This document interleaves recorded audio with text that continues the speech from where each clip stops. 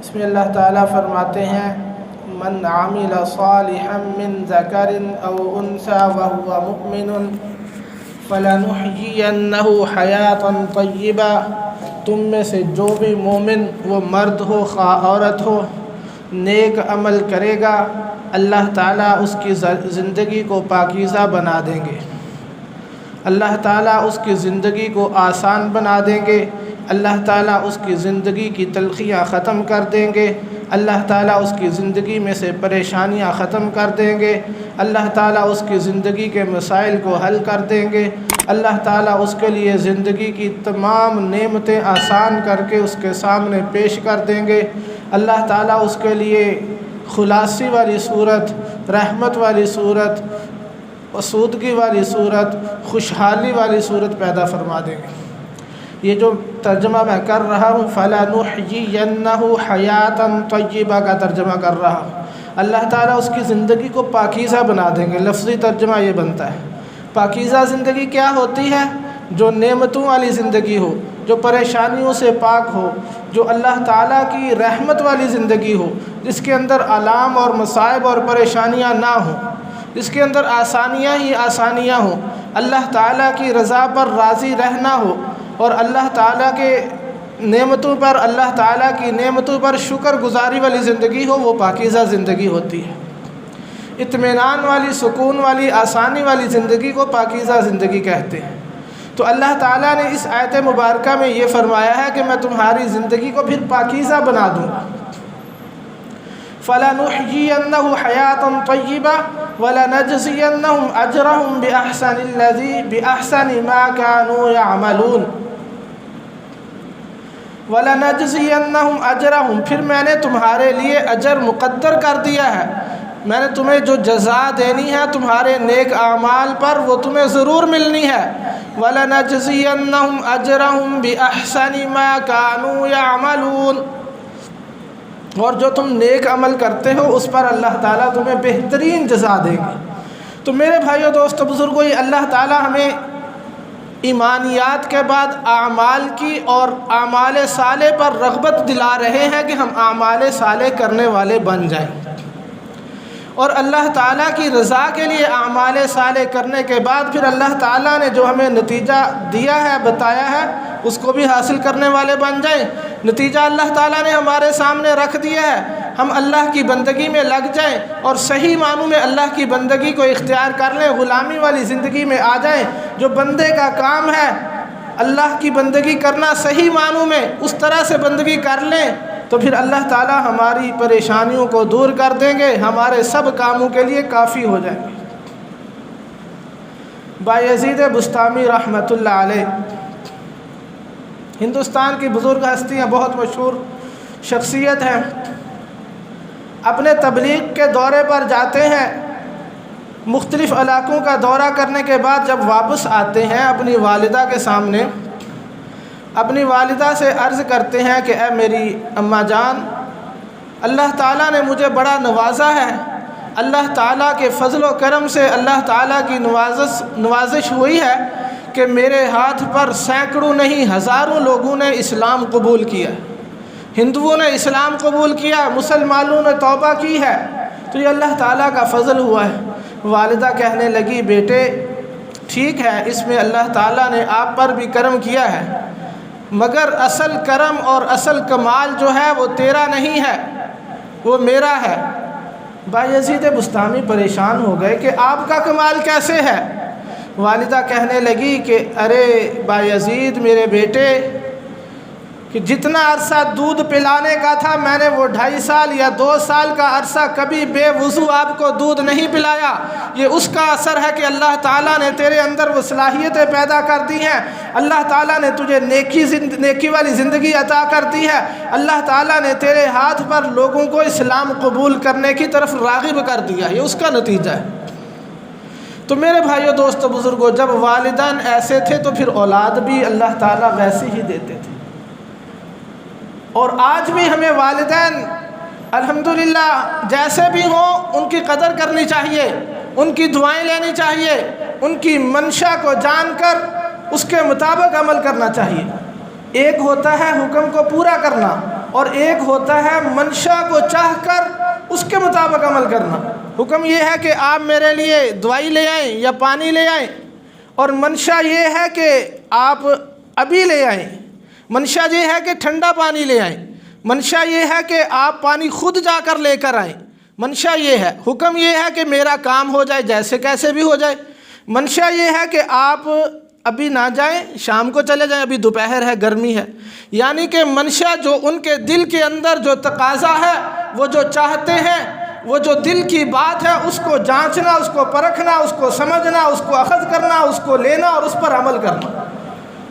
جب آدمی والدین کے دل کی بات کو لے کر اور اس کو جانچ کر، اس کو پرکھ کر، اس کو جاننے کے بعد اس پر عمل کرتا ہے، تو پھر والدین کے دل سے دعائیں نکلتی ہیں جو کامیابی کا زمرہ ہوتا ہے، اور یہی وہ دعائیں ہوتی ہیں جو ہماری زندگی میں کامیابیوں پر ہمیں لے کر جاتی ہیں، ناکامیوں سے ہمیں بچاتی ہیں۔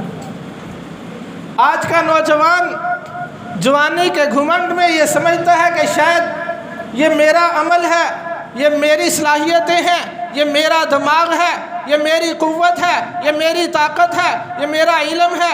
یہ نہیں سوچتا کہ رات کو اٹھ کر والدہ جو اس کے لیے دعائیں کرتی تھی ان کا کتنا اثر ہے۔ کبھی ہم نے سوچا ہی نہیں ہے کہ ہر کامیاب بیٹے کے پیچھے اس کی والدین کی دعائیں ہوتی ہیں۔ جیسا کہ میں نے بایزید بستامی رحمۃ اللہ علیہ کا واقعہ سنایا، اس لیے ہمیں اپنے بزرگوں کے ساتھ اچھا تعلق رکھنا چاہیے، ان کی قدر کرنی چاہیے، ان کی خدمت کر کے ان کی دعائیں لینی چاہیے۔ آج ہمارے نوجوانوں کے درمیان اور بزرگوں کے درمیان ایک گیپ آ گیا ہے، دوری پیدا ہو گئی ہے۔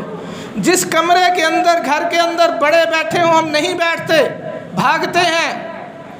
جس گھر میں، جب گھر میں بڑے آتے ہیں، والدین ہوں، دادا جی ہوں، ہم باہر نکل جاتے ہیں، جب وہ باہر ہوتے ہیں ہم گھر آ جاتے ہیں۔ اس طرح کا عمومی طور پہ معاملہ پایا جاتا ہے۔ یہ نہیں ہے کہ کلی ایسا ہو، بہت سارے نیک لوگ بھی ہوتے ہیں، بہت سارے اچھے لوگ بھی ہیں جو والدین کی آج بھی خدمت کرتے ہیں۔ تو اس لیے ہمیں چاہیے کہ اپنے والدین کی خدمت کر کے ان کی دعائیں لینی چاہیے، اور رشتوں کو نبھانا سیکھیں، ایک دوسرے کی قدر کرنا سیکھیں۔ عمومی طور پر ہمارا رویہ یہ بن چکا ہے کہ زندگی میں تو ہم ایک دوسرے کی قدر نہیں کرتے۔ جب کوئی فوت ہو جاتا ہے، دنیا سے چلا جاتا ہے، پھر ہمارے یہ جملے ہوتے ہیں کہ اس جیسا کوئی نہیں تھا، اس نے بڑی اچھی زندگی گزاری، اس نے کبھی کسی کو تکلیف نہیں دی، یہ بہت اچھا تھا، ہمارے محلے میں سب سے اچھا لڑکا تھا، سب سے اچھا نیک سیرت تھا۔ پھر ہمارے یہ جملے ہوتے ہیں، اور یہی جملے ہم اپنی زندگی میں اس کے سامنے کیوں نہیں ادا کرتے؟ اپنے رشتوں کو اپڈیٹ کیوں نہیں کرتے؟ اپنے معاملات کو ایک دوسرے کے ساتھ پیار محبت کی پروان اس کو کیوں نہیں چڑھاتے؟ کیوں نہیں ایک دوسرے کی تعریف کرتے؟ اپنے بھائیوں کے ساتھ بیٹھ کر اس طرح کے گفتگو کیوں نہیں کرتے کہ جس سے ان کے ساتھ محبت کا اظہار ہوتا؟ یہ ضروری ہے، اس سے رشتوں کے اندر جان آتی ہے۔ اب میں بعض دفعہ درس قرآن میں بھی بعض دفعہ کہہ چکا ہوں یہ جملہ، اب بھی عرض کیے دیتا ہوں کہ یہ جو میاں بیوی کا رشتہ ہے نا، یہاں پر بات کرتا چلوں، اس کے لیے تو یہ لازمی جز ہے کہ میاں شوہر اپنی بیوی سے ہفتے کے اندر 2-3 دفعہ اظہار محبت لازمی کرے، آئی لو یو کا جملہ کہے۔ اگر نہیں کہے گا تو ان کا رشتہ پھیکا پڑ جائے گا۔ یہ جو ہم باہر منہ مارتے پھرتے ہیں، غلط جگہوں پر اظہار کرتے پھرتے ہیں، اپنی بیوی کے ساتھ کیوں نہیں کرتے؟ اس کے حسن کی تعریف کرے، بیوی اپنے خاوند کے ساتھ اظہار محبت کرے اگر زندگی اچھی گزارنی ہے تو۔ یہ نبی اکرم صلی اللہ علیہ وسلم سے ثابت ہے، آپ صلی اللہ علیہ وسلم نے ہمیں ہر موڑ پر ہماری رہنمائی فرمائی ہے۔ آپ صلی اللہ علیہ وسلم نے کوئی پہلو ایسا نہیں چھوڑا جہاں پر ہماری رہنمائی نہ فرمائی ہو۔ اتر کر ہرا سے وسوئے قوم آیا، ایک نسخہ کیمیا ساتھ لایا، وہ بجلی کا کڑکا تھا کہ صوت ہادی، عرب کی ساری زمین جس نے ہلا دی۔ انہوں نے آ کر انقلاب برپا کیا ہے۔ در فشانی نے تری قطروں کو دریا کر دیا، دل کو روشن آنکھوں کو بینا کر دیا، جو خود نہ تھے راہ پر اوروں کے ہادی بن گئے۔ کیا نظر تھی جس نے مردوں کو مسیحا کر دیا۔ نبی اکرم صلی اللہ علیہ وآلہ وسلم کے ساتھ صحابہ اکرام جڑے ہیں، وہ بھی دنیا کے رہبر اور رہنما بن گئے۔ اللہ تعالیٰ نے ہمیں جو رہبر اور رہنما دیا ہے، اس نے کامل طور پر ہماری رہنمائی کی ہے۔ زندگی کا کوئی پہلو ایسا نہیں چھوڑا جس میں ہماری رہنمائی نہ کی ہو۔ اور اللہ تعالیٰ نے ان کے جو فضائل اور محاسن بیان کیے ہیں، اصل میں یہی بیان کرنا چاہ رہا تھا۔ عید والے دن بھی میرا موضوع یہی تھا کہ نبی اکرم صلی اللہ علیہ وسلم کی شان بیان کی جائے اور کچھ مسائل بیان کیے جائیں۔ تو آج اسی موضوع کو آ کے چلاتے ہوئے چند باتیں عرض کرتا ہوں کہ نبی اکرم صلی اللہ علیہ وآلہ وسلم کو اللہ تعالیٰ نے جو مقام اور مرتبہ دیا ہے وہ کسی اور کو نہیں دیا۔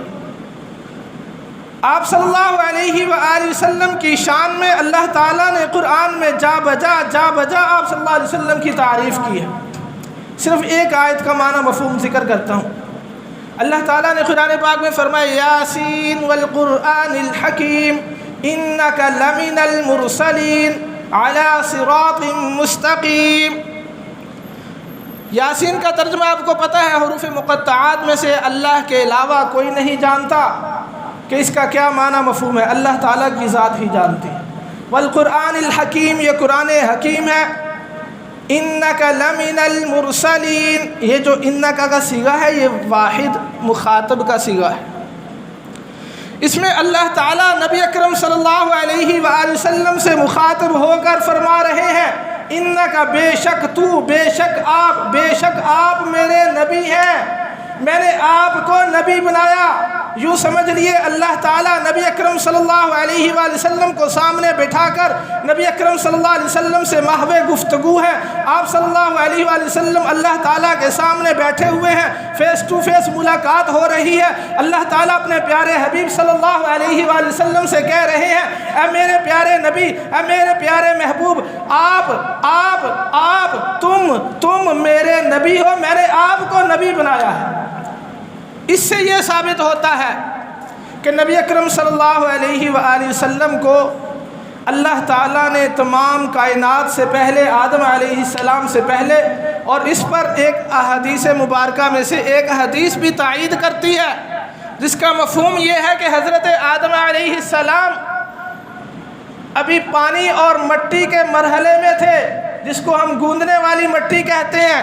اس مرحلے میں تھے کہ اللہ تعالیٰ نے نبی اکرم صلی اللہ علیہ وآلہ وسلم کو جسم اور روح عطا کر دی تھی۔ تو میرے بھائیوں، دوستوں، بزرگوں، کائنات کے 1000 سال بننے سے پہلے اللہ تعالیٰ نے اس کلام کا تکلم فرمایا جو میں نے تلاوت کیا، یاسین والقرآن الحکیم انک لمن المرسلین۔ یہ جو انک لمن المرسلین، اس کا مطلب یہ بنتا ہے کہ اے میرے پیارے حبیب، میں نے آپ کو مرسلین، نبیوں میں سے بنا کر بھیجا، رسولوں میں سے بنا کر بھیجا، میں نے آپ کو رسول بنایا۔ نبی اکرم صلی اللہ علیہ وآلہ وسلم کو اللہ تعالیٰ فیس ٹو فیس بیٹھ کر ملاقات کر کے یہ کہہ رہے ہیں۔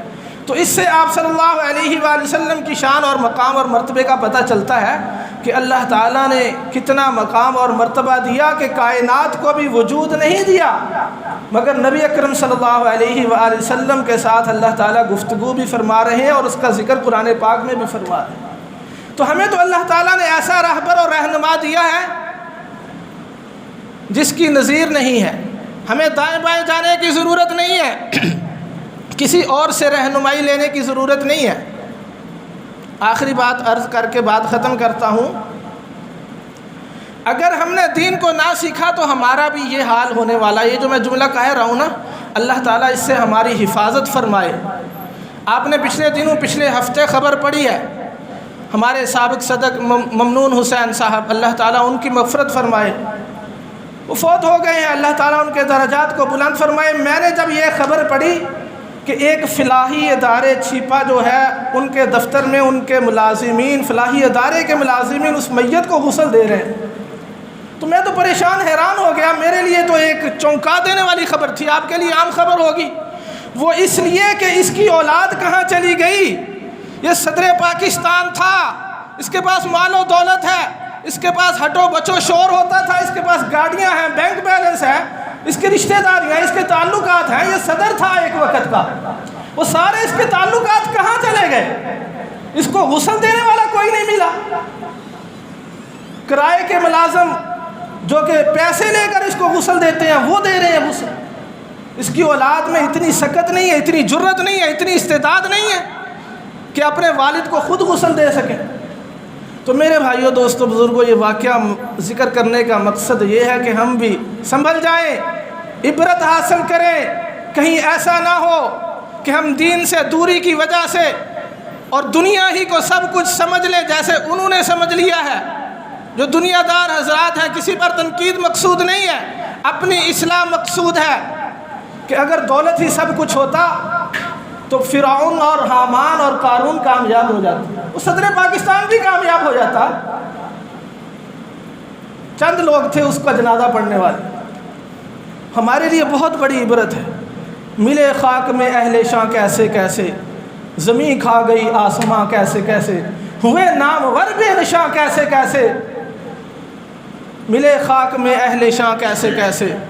جگہ جی لگانے کی دنیا نہیں ہے، یہ عبرت کی جا ہے، تماشا نہیں ہے۔ اللہ تعالیٰ مجھے اور آپ کو صحیح معنوں میں اپنے رشتہ داروں کی، اپنے والدین کی قدر کرنے کی توفیق عطا فرمائے۔ وآخر دعوانا ان الحمد للہ رب العالمین۔